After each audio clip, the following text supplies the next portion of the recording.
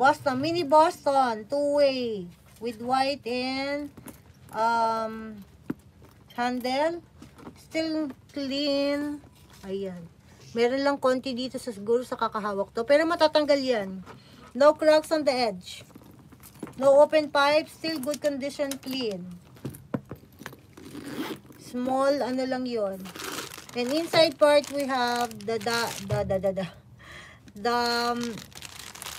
padlock and key. Inside part is clean. Look.